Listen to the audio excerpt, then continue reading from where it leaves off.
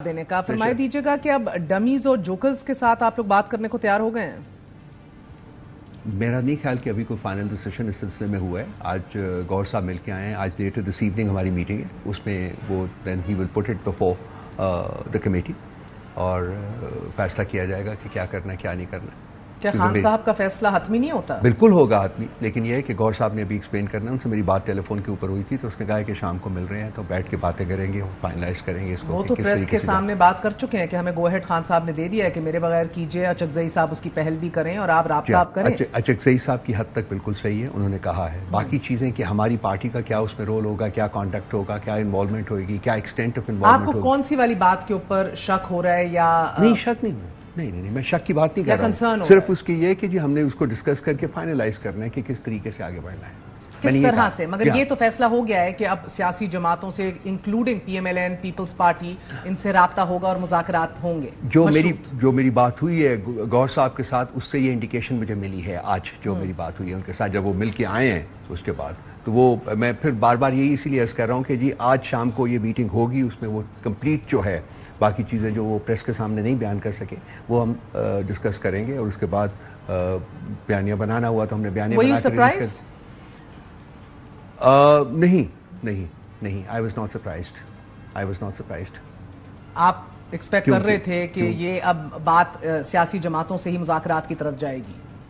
Supreme court میں hearing کے بعد جو لاسٹ پیشی ہوئی تھی خان صاحب کی, جب وہ گئے تھے تو اس کے بعد جس طریقے سے جج صاحبان نے اس چیز کو پروموٹ کیا تھا, حالانکہ میں نے اپنے ایک ٹویٹ میں کہا ہے کہ یہ ان کا رول نہیں ہے, میرا خیال تھا کہ شاید خان صاحب سوچیں اس بارے میں. تو آج گور صاحب نے جو ان سے ملاقات کے بعد آ کے جو کہا ہے, ایسا لگتا ہے کہ maybe there is a change of heart, but once again let me qualify my statement by saying کہ جی آج شام کو جب سب کچھ ہمیں پتہ چلے گا تو اس کے بعد ہم ایک ڈیفینیٹو اسٹیٹمنٹ جو ہے نا وہ دے سکیں گے. اسٹیٹمنٹ تو اپنی جگہ ہے نا, وہ تو پھر آپ اس کے خد و خال مرتب کریں گے کہ کس طرح جانا ہے, کون سا روٹ لینا ہے, کس طرح لینا ہے, کس کے ذریعے بات چیت ہونی ہے, کیا کمیٹی بننی ہے, کون سے ٹی او آرز ہیں. مگر دا فیکٹ کہ مذاکرات کرنے کو تیار ہیں اپنی تئیں, یہ بہت بڑی ایک شفٹ ہے آپ کی پالیسی میں. You agree to that? Khan صاحب نے کہا ہے کہ محمود خان اچکزئی صاحب اگر کوئی لیڈ لینا چاہتے ہیں تو وہ انہوں نے کہا ہے, یہ اسپیسیفک بات ہوئی ہے. تو اب ہم نے اس میں محمود خان اچکزئی نے پی کے میپ کے تحت تو نہیں بات کرنی نا, وہ تو آپ سارے کنسولیڈیٹڈ ایک پلیٹ فارم سے بات کر رہے ہیں جس کے اندر کلیدی حصہ آپ ہیں, تحریک انصاف ہے. جی بالکل. تو اس میں ابھی ہماری انوالومنٹ کیا ہوگی, وہ ایک بیٹھیں گے, وہ سب لوگ آ رہے ہیں آج, تو انہی کے ساتھ میٹنگ ہو رہی ہے, تمام لوگ. So this is kind of a face saving, روف صاحب. نہیں, I would not like to say that. Sir, what else is it? Achakzai صاحب لیڈ کر لیں, ہم بھی کسی فارم میں ہو جائیں گے, مگر آپ بات تو کرنے کو تیار ہیں, مگر آپ خود فور فرنٹ پہ آنے کو تیار نہیں ہیں, because it goes against the very formula and the very narrative جو آپ لوگوں نے اپنائے رکھا ہے.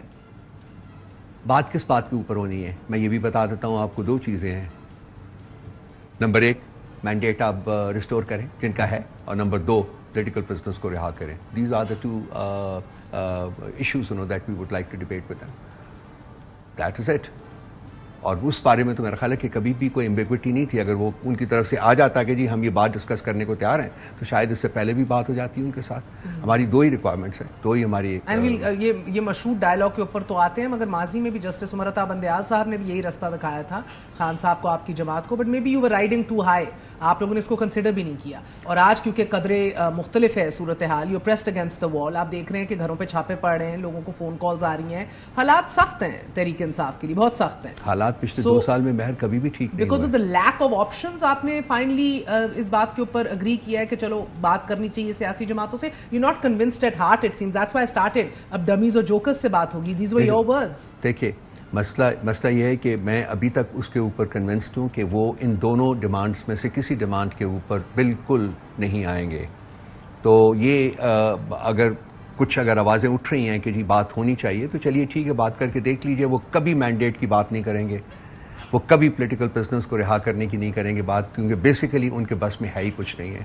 تو لیکن ڈمیز ہیں, میں تو آج بھی بلیو کرتا ہوں کہ ڈمیز ہیں, لیکن چلیے بات کر کے دیکھ لیتے ہیں. جج صاحبان کو بھی ان کی بھی سیٹسفیکشن ہو جائے گی, اور اگر اور لوگ بھی ہمارے جو چاہنے والے ہیں, ہمارے سپورٹرز بھی ہیں, وہ فیل کرتے ہیں کہ یہ راستہ جو وہ بہتر راستہ ہے, تو وہ راستہ بھی آپ کے ساتھ ساری پبلک کے سامنے آ جائے گا, کھل جائے گا. دیکھ لیں گے آپ بھی کہ کیا ہوتا ہے. نتیجہ اس وقت بھی کوئی نہیں نکلا تھا, اور میری اپنی کنوکشن ہے کہ نتیجہ اب بھی کوئی نہیں نکلے گا, بیکاز بیسیکلی ان لوگوں کے پاس کچھ نہیں ہے. یہ ہم سے سن کے آگے جائیں گے, permission لیں گے, directions لیں گے, guidance لیں گے, پھر واپس آئیں گے.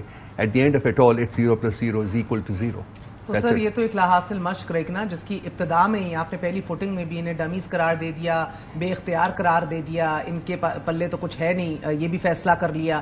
تو یہ تو لاحاصل مشق کے طور پہ ہی پھر کام ہوگا. اگر from the out side the tone and ten, مولانا فضل الرحمان صاحب کے خلاف آپ لوگ نے اپنا ریٹرک جو ہے وہ بالکل نوچ ڈاؤن کر دیا ہے.